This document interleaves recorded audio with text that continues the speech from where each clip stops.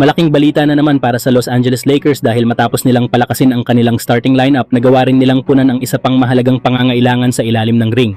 Ayon kay Shams Charania, pumayag na ang veteranong center na si Kevon Looney sa isang taong kontrata na nagkakahalaga ng $3.9 million. Isa itong napakalaking dagdag para sa Lakers dahil nakakuha sila ng isang manlalarong subok na sa pinakamalalaking laban at may 3 ng NBA championship sa kanyang karera. Sa nakalipas na ilang taon kasama ang Golden State Warriors, napatunayan ni Looney na hindi niya kailangang umiskor ng maraming puntos upang magkaroon ng malaking epekto sa laro. Kilala siya bilang isa sa pinakamahusay na rebounder sa liga, mahusay magtakda ng matitibay na screen, matatag sa depensa sa loob ng pintura at laging handang gawin ang mga trabahong hindi agad nakikita sa statistics. Ang ganitong klaseng player ang eksaktong kailangan ng Lakers upang suportahan ang kanilang bagong core. Mas lalong naging kapansin-pansin ang off-season ng Lakers dahil tuluyan na nilang naayos ang isa sa pinakamalaking problema ng koponan, ang kakulangan sa kalidad ng mga big man. Una nilang nakuha si Walker Kessler sa pamamagitan ng trade upang maging kanilang pangunahing sentro. Si Kessler ay kilala bilang isa sa pinakamahusay na rim protector sa NBA, isang elite shot blocker na kayang baguhin ang depensa ng isang buong koponan. Ngayon naman, idinagdag nila si Looney bilang backup center na magbibigay ng karanasan, lakas at katatagan sa second unit. Sa pagkakaroon ni Kessler at Looney, mas handa na ngayon ang Lakers na makipagsabayan sa pinakamalalakas na frontcourt sa buong NBA.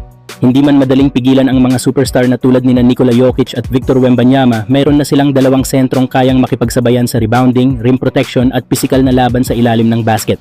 Isa ito sa pinakamalaking pagbabago kumpara sa nakaraang season kung saan madalas silang lamangan sa loob ng pintura.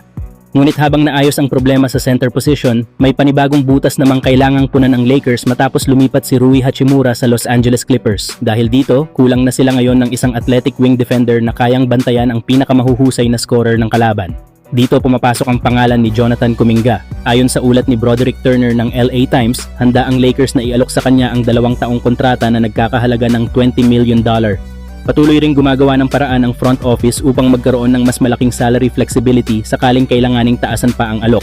Malaking bagay si Kuminga para sa Lakers dahil isa siyang explosive scorer na kayang umatake sa rim, mabilis sa fast break, mahusay dumepensa sa iba't ibang posisyon, at may kakayahang bantayan ang ilan sa pinakamahuhusay na wing players sa NBA. Higit sa lahat, hindi siya ball-dominant player kaya magiging perpektong kapareha siya ni Luka Doncic. Kaya niyang kumilos ng walang bola, tumapos ng alley-oop, umatake sa open lane at magbigay ng enerhiya sa magkabilang dulo ng court. Kung seryoso ang Lakers na makuha si Kuminga, kailangan nilang makagawa ng sapat na salary cap flexibility upang mapaganda pa ang kanilang alok.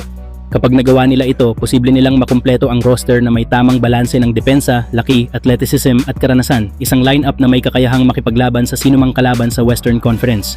Sa kabuuan, mukhang isa-isang natutupad ng Los Angeles Lakers ang kanilang plano ngayong off-season. Mula sa pagkuha kay Walker Kessler bilang starting center, pagdagdag kay Kevon Looney bilang veteranong backup, hanggang sa matinding paghabol kay Jonathan Kuminga, malinaw na layunin ng organisasyon na bumuo ng isang koponang handang lumaban para sa kampeonato. Kayong mga idol, kung tuluyang makukuha ng Lakers si Jonathan Kuminga, masasabi na ba nating kumpleto na ang kanilang roster para sa susunod na season? O meron pa ba silang kailangang idagdag bago sila maituring na tunay na paborito sa NBA Championship? Sharif Cooper, oh my goodness. Kuminga to the pass, no good. On the rakeout, Kuminga! Minutes to go in this game, and the Hawks have not been threatened since the first shot. His numbers are still good this year, around 18 and a half a game. If